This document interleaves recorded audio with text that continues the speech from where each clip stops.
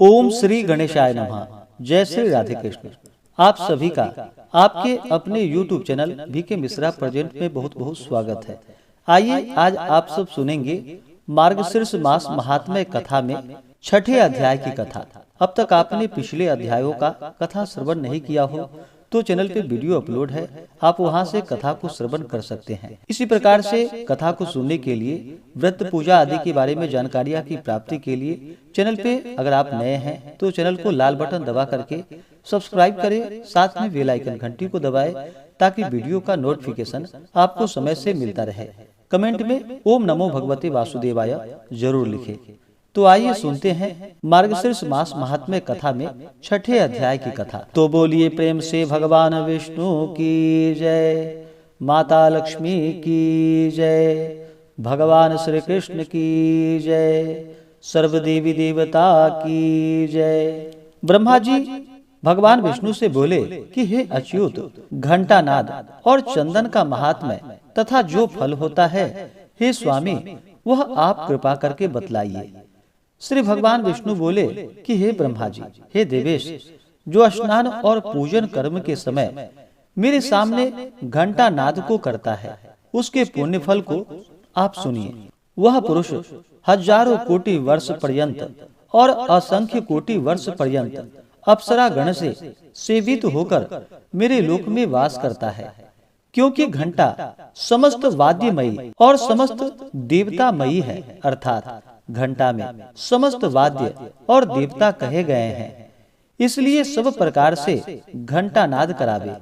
समस्त विद्यामयी घंटा मेरे को सर्वदा प्रिय है।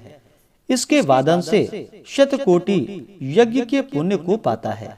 हमेशा घंटा नाद को करे, विशेष रूप से मेरे पूजन के समय करे तो हजार मनवंतर वर्ष पर्यंत और असंख्य मनमंतर वर्ष पर्यंत मेरी और शंखनाद के साथ घंटा नाद से मैं हमेशा प्रसन्न रहता हूँ।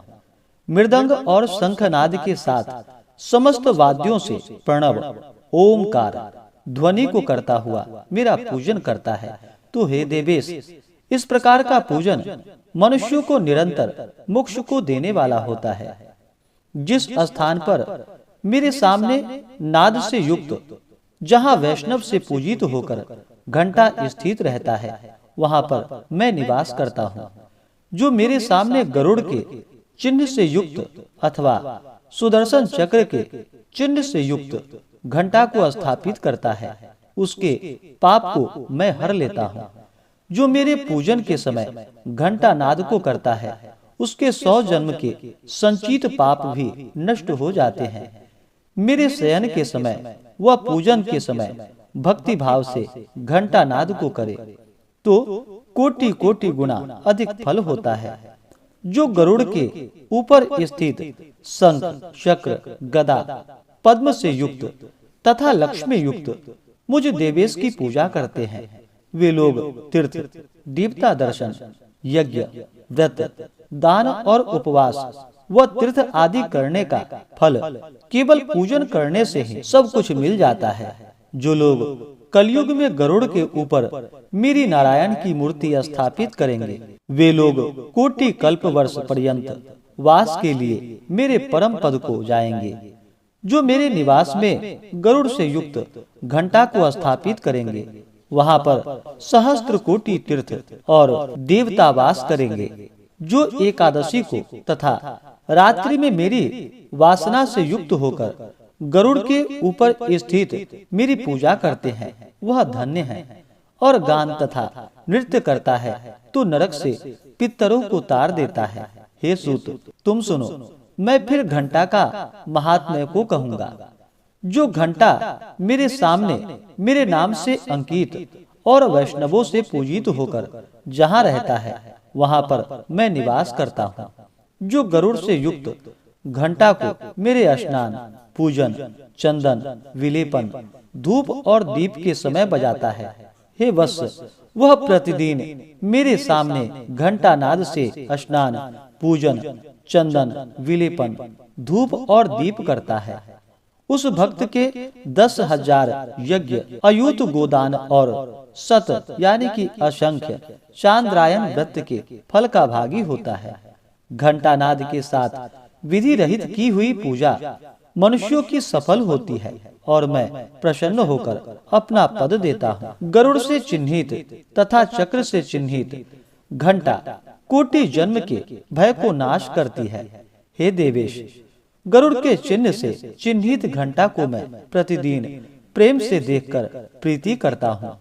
जैसे निर्धन लक्ष्मी को प्राप्त कर प्रसन्न होता है। जो घंटा दंड के ऊपर सिर भाग के चक्र को अथवा मेरे प्रिय गरुड़ को स्थापित करता है, वह तीनों लोकों को स्थापित करता है। जो अंत यानी कि मरण समय के चक्र से चिन्हित घंटा के नाद को सुनता है, वह कोटि पाप से युक्त होने पर भी उसके पास यमदूत नहीं आते हैं। हे सूत, घंटा नाद से समस्त दोष नष्ट हो जाते हैं और देवताओं को, रुद्रों का तथा पितरों को उत्सव होता है। गरुड़ के अथवा चक्र के चिन्ह से चिन्हित रहने पर भी घंटा नाद से मैं भक्तों पर प्रसन्न होता हूँ। जिसके घर में गरुड़ के चिन्ह से चिन्हित घंटा नित्य रहता है, उस घर में सर्पों का भय नहीं होता और अग्नि तथा विद्युत का भय नहीं होता। जिसके घर में मेरे सामने घंटा और शंख नहीं होता है, तो वह भक्त मेरा प्रिय कैसे हो सकता है। अब मैं चंदन का महात्म्य आपसे कहूँगा, जिसको मेरे लिए अर्पण करने से मुझे अत्यंत प्रसन्नता होती है। इसमें कोई संशय नहीं है।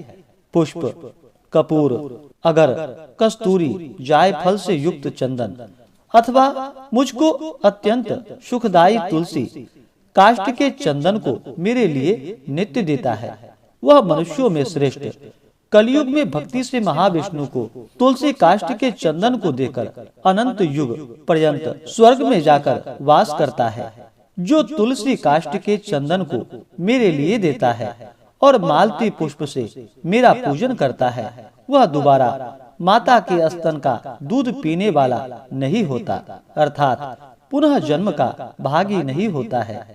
मैं तुलसी काष्ठ के चंदन को अर्पण करने से 100 जन्म के किए हुए समस्त पापों को नष्ट कर देता हूँ, क्योंकि समस्त देवताओं को तुलसी काष्ठ का चंदन प्रिय है और पितरों को तुलसी काष्ठ का चंदन विशेष प्रिय है।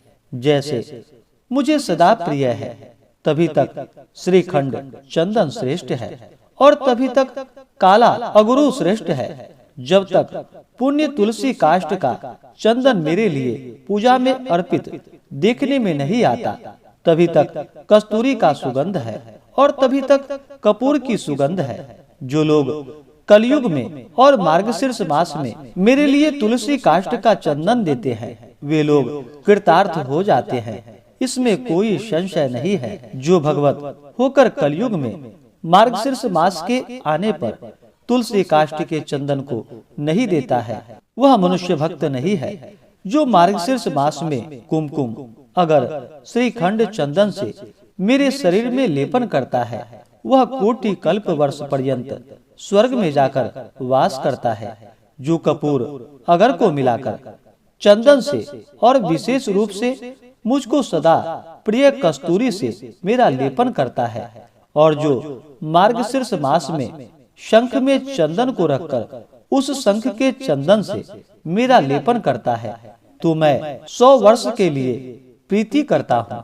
जो सदा मार्गशीर्ष मास में भक्ति पूर्वक तुलसी पत्रों से और आंवला से मेरी नित्य भक्ति करता है, वह इच्छित फल का भागी होता है।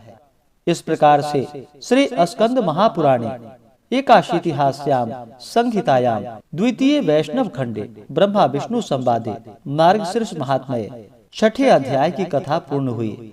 तो बोलिए प्रेम से भगवान विष्णु की जय, माता लक्ष्मी की जय, भगवान श्री कृष्ण की जय, सर्वदेवी देवता की जय। इसी प्रकार से अगर आप सब आगे के अध्यायों को सुनना चाहते हो, चैनल पे नए हो तो चैनल को लाल बटन दबा करके सब्सक्राइब करें, साथ में बेल आइकन घंटी को दबाएं, ताकि वीडियो का नोटिफिकेशन आपको समय से मिलता रहे।